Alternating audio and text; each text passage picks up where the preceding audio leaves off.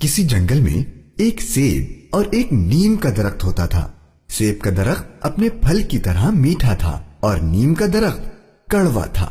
ایک دن کچھ شہد کی مکھیاں اس طرف آئیں تو انہوں نے نیم کا گھنا درخت دیکھا اور بولی، چلو اس درخت پر اپنا گھر بناتے ہیں۔ ان میں سے ایک مکھی نیم کے درخت کے پاس گئی اور کہا، بھائی ہمیں اپنے اوپر گھر بنانے دو، ہم اس جنگل میں نئے آئے ہیں۔ نہیں نہیں، تم مجھ پر گھر نہیں بنا سکتی، یہاں سے چلی جاؤ۔ سیب کا درخت یہ سب کچھ دیکھ رہا تھا۔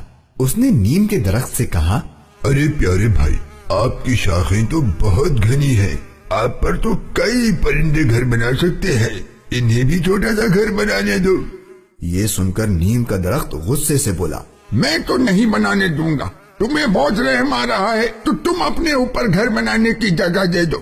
یہ سن کر سیب کا درخت شہد کی مکھیوں سے کہتا ہے کہ تم سب کو پریشان ہونے کی ضرورت نہیں، تم میرے اوپر گھر بنا لو، تم کو یہاں کوئی پریشانی نہیں ہوگی۔ یہ سن کر شہد کی مکھیاں بہت خوش ہوتی ہیں اور وہ سیب کے درخت پر اپنا گھر بنا لیتی ہیں۔ کچھ دن بعد ایک لکڑہارا جنگل میں لکڑیاں کاٹنے آتا ہے اور سیب کے درخت کو دیکھ کے سوچتا ہے، کتنا بڑا درخت ہے، اگر اس کو کاٹ کے بازار میں فروخت کروں گا تو زیادہ دام ملے گا۔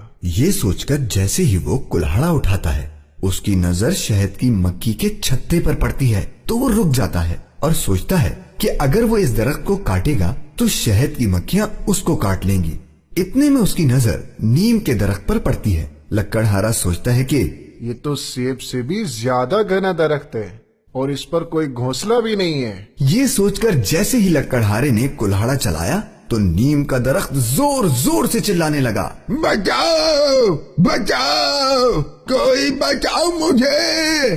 آواز سن کر سیب کے درخت نے شہد کی مکھیوں سے کہا کہ تم اس درخت کی مدد کرو، وہ مشکل میں ہے۔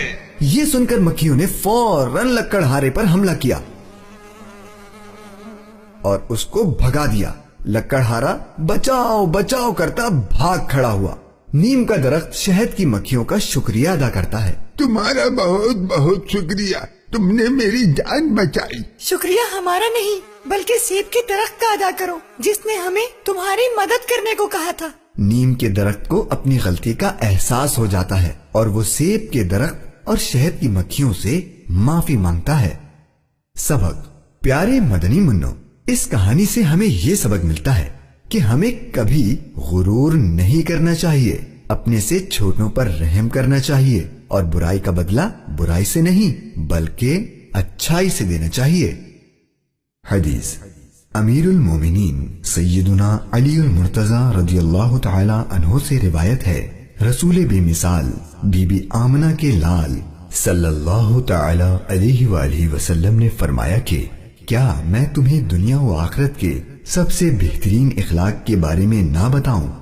جو تم سے تعلق توڑے تم اس سے تعلق جوڑو، اور جو تمہیں محروم کرے اس کو عطا کرو، اور جو تم پر ظلم کرے اسے معاف کر دو۔